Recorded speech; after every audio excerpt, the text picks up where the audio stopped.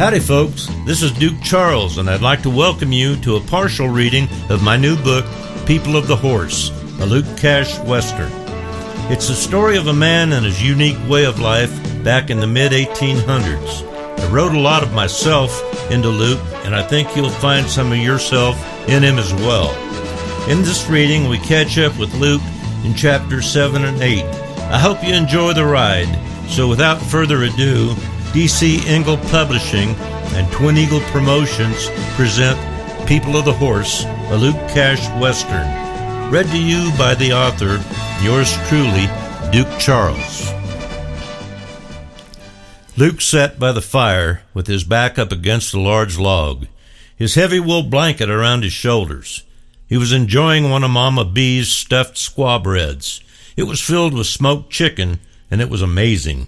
He enjoyed another bun with berries, then he walked down to the stream and washed his face and drank. He relieved himself on a flat rock, giggling when the moisture sprayed in all directions. Then he walked back, sat down against the log near the fire. He set his rifle at his side and quickly fell off to sleep. When Luke awoke, he wasn't sure how long he had been asleep, but he heard Storm stomping one of his front feet and snickering, so he knew there was a problem.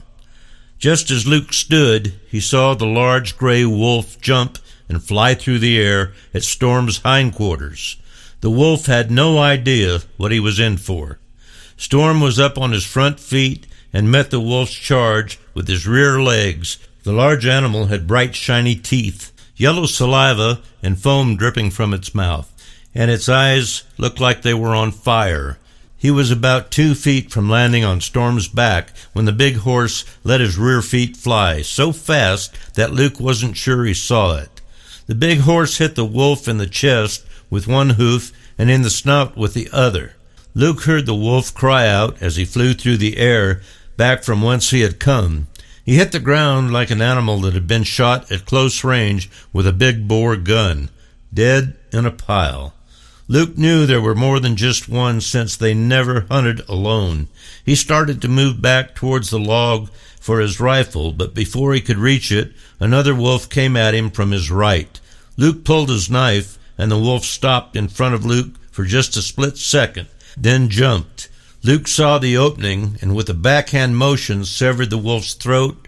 The knife went through the wolf's skin, muscle, and cartilage, and neck bone with absolutely no resistance.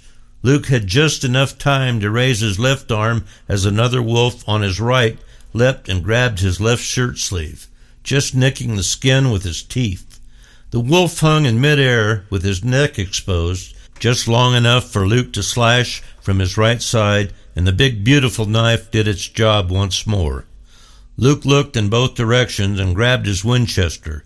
Then he dropped his knife to the ground and chambered a cartridge into the breech of his rifle just as the large black male wolf came charging from the darkness to his left.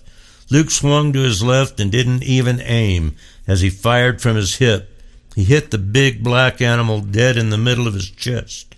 Luke cocked, chambered, and fired another round into the wolf's heart before he hit the ground, dead as a doornail. Luke quickly looked around and then looked at Storm, who was standing patiently, waiting for Luke to tell him what to do next. There isn't one horse in 10,000 that would stand there without any fear when there were wolves in the area. Horses are deadly afraid of them. Not so with Storm. He walked over to the wolf he had kicked, smelled it a couple of times, and then did something Luke never would have believed if he hadn't seen it with his own eyes. Storm raised his right foot, stomped the wolf's head one time, and casually walked away. He looked at Luke and snickered. Just about that time, Luke heard the growl from the darkness off to his left, about 15 feet behind the log that Luke had been resting against. He saw two eyes shining through the darkness reflected by the campfire. Luke had already chambered another shell into his rifle, and he started walking straight toward the yellow eyes. The wolf stood its ground and then thought better of it, and moved off to Luke's left. This had to be the leader of the pack, Luke thought. The one he had shot was large, but this one was half again the size of the other wolf. Luke aimed, squeezed the trigger, and the gun bucked a little as a bullet flew from the barrel.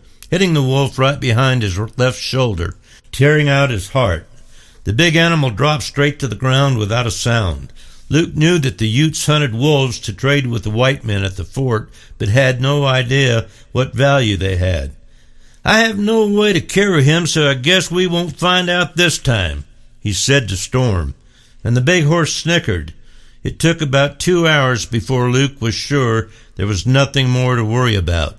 He leaned against the big log and drifted off to sleep. I hope you enjoyed the reading from People of the Horse, Luke Cash Western. This is the first book in the Luke Cash series and is available at Amazon.com, BarnesandNobles.com, and at our website, DukeCharles.com. It's also available on Amazon Kindle.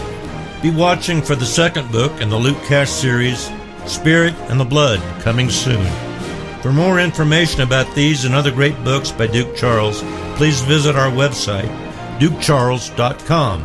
If you enjoyed People of the Horse, please let us know by leaving a review on Amazon.com, BarnesandNobles.com, and at DukeCharles.com. For DC Engel Publishing and Twin Eagle Promotions, this is Duke Charles, and I hope you enjoyed the ride.